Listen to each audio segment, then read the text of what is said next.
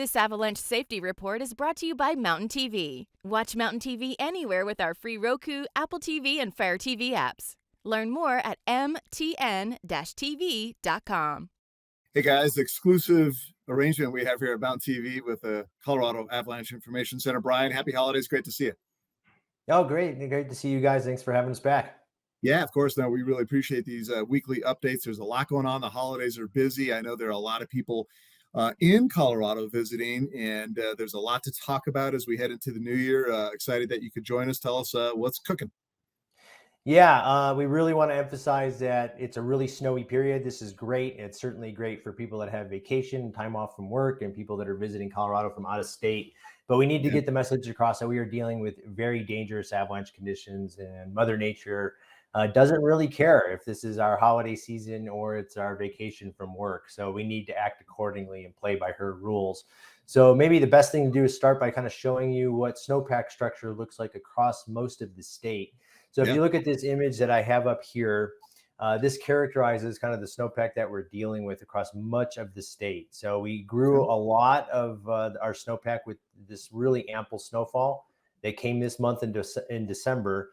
It's resting on two weak layers deeper in the snowpack. One is weak early season snow that fell in late October and early November.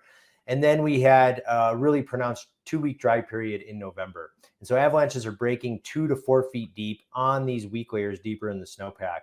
To complicate things, we developed some weak snow right on the snow surface before the most latest storm rolled in starting Tuesday night.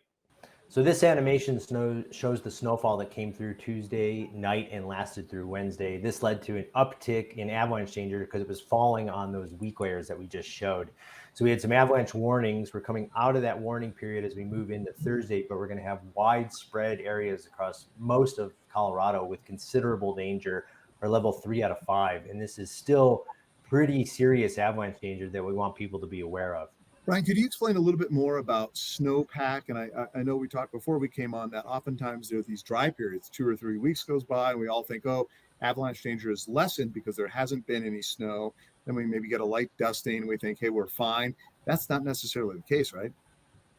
No, essentially what happens is when we get dry periods here in Colorado, that leads to the formation of weak layers. And a lot of times these are persistent weak layers, which just means they stick around for a long time. So weak layers that are on the surface, like the kind we're showing here, which is these really pretty surface ore crystals, don't pose a problem for avalanche hazard when they're on the surface, but when they get buried, they do. And this is what we started to bury on Tuesday night and into Wednesday. So now this is underneath all of that storm snow. So, here's what this kind of looks like when it's on the surface. Very pretty, very fun to move through and ride. It makes for great riding conditions. And now it's being buried under kind of feet of snow. And so that's what we have to worry about. And so we're in this period as we move into the weekend where we're pretty ripe. A lot of slopes are just sitting there waiting for a human trigger to come along. We have another storm that's setting and teeing up for Colorado right over the New Year's holiday. So us as forecasters, whenever we have this confluence of, very dangerous avalanche conditions and a holiday period, we really worry about people moving around in the backcountry. So that's what we want to warn people about, and expect periods of high avalanche danger and avalanche warnings to come back onto the radar as we move towards New Year's. And please remember that if there's high danger and an avalanche warning in place, travel in backcountry avalanche terrain is not recommended. Okay, Brian, if you have a second here before we let you go, let's take a look at the website. I really want to steer people to the website to check it out. Can you give us a website 101 here on CAIC? Yeah, so when you land on our homepage, as you can see here, you can pick any location that you're going to in the mountains in a couple of ways. You can just zoom in and click on the map, like if you're going to Vail, for example. That'll open the tray, which gives you the forecast details. It includes danger ratings at 3 elevation bands, and it'll show you the kinds of avalanches you can expect when you go into the backcountry and where you're most likely to encounter that terrain. Alternatively, you can also just go into the search bar up here and type in a place name like you get most of your forecasts, and that will do the same thing. And then it'll drop a pin and show you where you are in the forecast zone. We also do have a mobile app, and so you can just download that and get all that same information in the palm of your hand. So we really want to encourage people to check the forecast at colorado.gov/avalanche or on the mobile app.